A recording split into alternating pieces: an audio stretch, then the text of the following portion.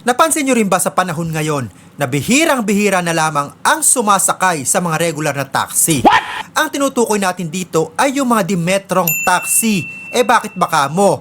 Dahil bukod nga sa sakit ng ulo at stress lamang ang aabutin mo, ang iba sa kanila ay mandurugas pa. At kung minsan nga, kapag may sinabi kang instruction, ay sila pa rin ang nasusunod. Ano nga ba ang nakakabisit at nakakagalit kung bakit ilan sa ating mga kababayan ay mas pinipiling hindi sila tangkilikin? Panuorin natin ang bidyong ito. 150 lang dyan, pwede na. Hindi kuya, pakigamit po. Alam mo ba, be sure? Bayshore Residence. Ano mo? I-waste mo nga. I-waste mo. Gamitin natin yung metro kuya. Please. 150 lang ano namin dyan. So yan pa nakakabisit dyan, no? So makikipag-usap ka tapos sasabihin mo gamitin ang metro, sasabihin sa'yo 150 lang. Pero napakalapit lang naman yan. Ilang beses na rin natin na-experience yung ganitong klaseng pakikipagnegosasyon ng taxi driver sa pasahero, lalong-lalo na kapag malapit lang naman yung pupuntahan. Talaga lagi ako naghahatid dyan. Kuya, gumamit din kami ng taxi kanina eh. O, magkano? Naka-video ka kuya ngayon.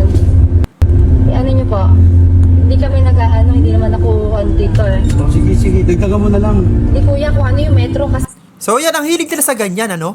Dagdagan mo na lang. Kung ano yung nasa metro, syempre yun yung babayaran. Bakit nga ba ganito yung ibang taxi driver? Lagi kayong humihingi ng dagdag. Hindi kayo maghintay na bigyan na lamang kayo ng tip. Kung maganda yung ugali nyo at hindi kayo magpapakita na ganyan may pagkaswapang kayo, ay for sure dadagdagan naman kayo ng inyong mga customer. Kasi, ako nagbibigay ako ng tip kuya ah. Pero pag ganyang ugali, kaya nawawala ang taxi sa Pilipinas eh. Mas maganda mag-grab eh.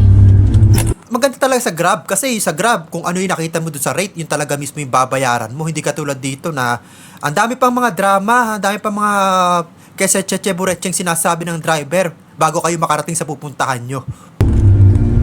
Ito ba yung be sure na sa kabila doon? Bay, tama ba? Bay. Ano mo, sinasabi ko eh. Pag nakakita na foreigner kuya eh. Ito nga, oh. Bakit be sure ba tawag yan?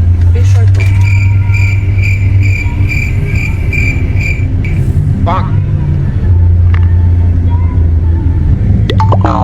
Welcome sa Pilipinas.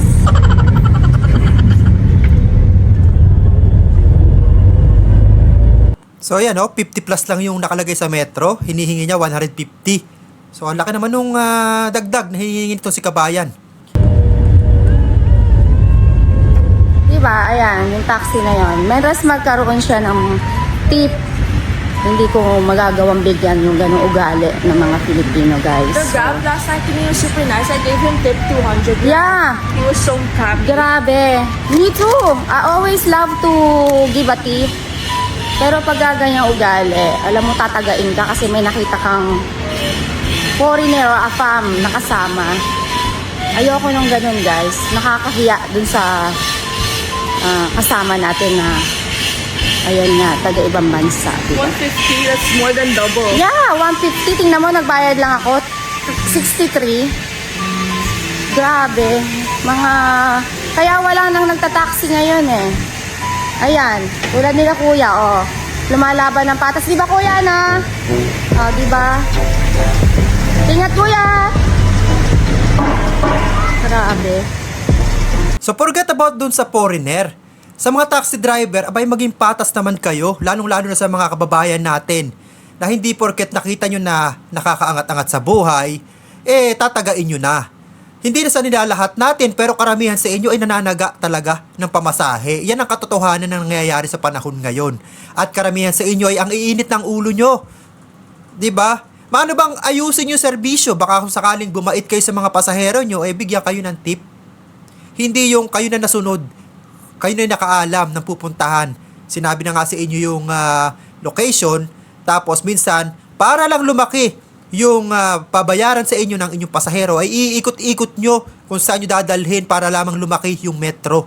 Style nyo din no? Kung sa tingin nyo ay alanganin na at medyo mapagsamantala ang taxi driver na sasakyan nyo, ay wag yun ang sakyan. Mas maganda pa nga minsan kung mag-pedicab na lang kayo, tapos makipag-usap na lang kayo ng presyo para hindi yung pagsakay nyo ng taxi, sasabihin sa inyo na dagdagan nyo na lang. Anong dagdagan? Diba? So sa mga taxi driver, kung gusto nyo tangkilikin pa rin kayo ng ating mga kababayan, ay mag-isip-isip tayo dahil honesty is the best policy. At kung nagustuhan nyo ang video ito at bago ka pa lamang dito sa aking YouTube channel, ay ini-invite kita mag-subscribe at pahit na rin ang notification bell para lagi kang updated sa mga viral video at balitang OFW na i-upload natin dito sa ating YouTube channel. Maraming salamat sa iyong panonood.